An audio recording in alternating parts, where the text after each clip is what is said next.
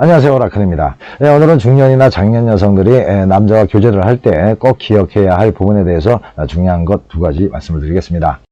첫 번째는 선입견으로 남자를 판단하지 말아야 합니다. 대부분의 중년 여성들은 어릴 때와 비교해서 다양한 연애 경험으로 남자에 대한 좋고 나쁜 데이터들이 많이 축적되어 있습니다. 어릴 때는 뭘 제대로 모르는 상태라서 좋은 남자, 나쁜 남자를 잘 구분 못하지만은 나이가 들어서 중년이 되고 장년까지 가게 되면은 산전수전 다 겪어오면서 자연스럽게 터득한 남자에 대한 나름의 기준이 구축됩니다. 이런 경험들은 연애하는데 도움이 되는 부분도 많지만은, 그런데 문제는 잘못된 선입견으로 연애를 망칠 수 있는 정보가 될 수가 있다는 거죠.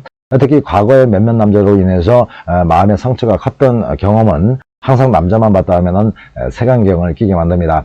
저것들 저거 그냥 순전히 그것만 하려고 저러고 앉아있는 거잖아. 아니면은 저 인간도 뻔한 뻔짜 같은데 라는 식의 나쁜 선입견은 좋은 만남을 방해하게 됩니다.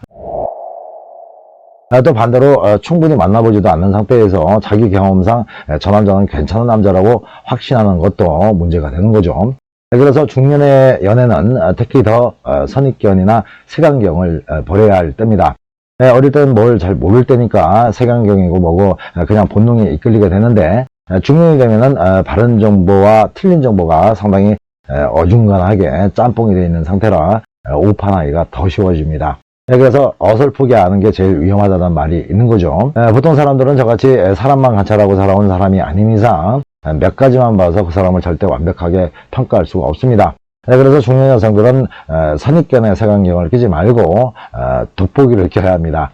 돋보기라는 것이 책을 읽을 때나 뭔가 잘 안 보일 때 잠시 끼는 거지, 보통은 하루 종일 끼고 다니는 건 아니잖아요. 그러니까 남자를 만날 때는 섣불리 좋고 나쁜 선입견을 갖지 말아야 되고, 또 색안경도 끼지 않은 상태에서 일단 하얀 백지 상태에서 그 남자를 긍정적으로 받아들이다가 혹시 뭔가 의심스럽고 아리까리한 순간이 오면은 그때 돋보기를 꺼내서 자세히 그 남자를 관찰하고 분석해 보는 거죠. 그럴 때 비로소 중년의 연륜이 발휘되는 겁니다.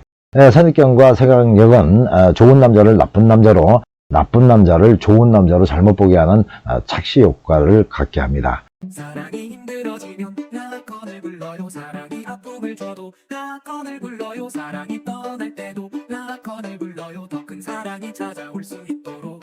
두 번째는 젊은 날의 연애관이나 습관을 반복하지 말아야 합니다. 여성이 중년이 되면 대부분 중년 남자를 만나게 되죠. 그런데 여성들은 중년 남자를 만나면서도 연애관은 젊은 날과 크게 바뀌지 않은 경향이 있습니다. 물론 중년이 됐다고 해서 사랑하고 사랑받는 가슴 설레이는 로맨틱한 연애가 달라지는 건 아닙니다. 하지만 문제는 여성들이 희망하고 있는 연애를 하기 위해서는 남자의 협조가 필요한데요. 여기서 문제가 생깁니다. 젊은 날의 연애는 남자 역시 결혼을 목적으로 하는 경우가 많고, 심리적으로나 신체적으로 상당히 정열적이고 적극적인 때라 여성들이 원하는 연애가 이루어질 가능성이 커지게 되는데요.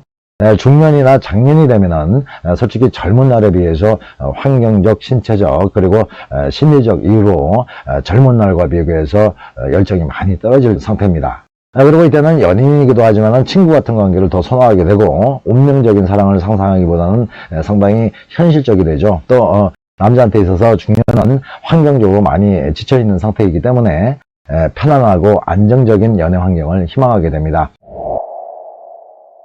하지만 보통의 중년 여성들이 희망하는 연애는 젊은 날의 연애관과 크게 달라지지 않아서 남자의 열정적이고도 적극적인 사랑을 포기하지 않게 됩니다. 물론 연애를 많이 해본 여성이라면 중년 남자들의 특성을 잘 알고 있기 때문에 자신도 스텝을 어느 정도 맞춰서 큰 실망을 하지 않게 되는데요.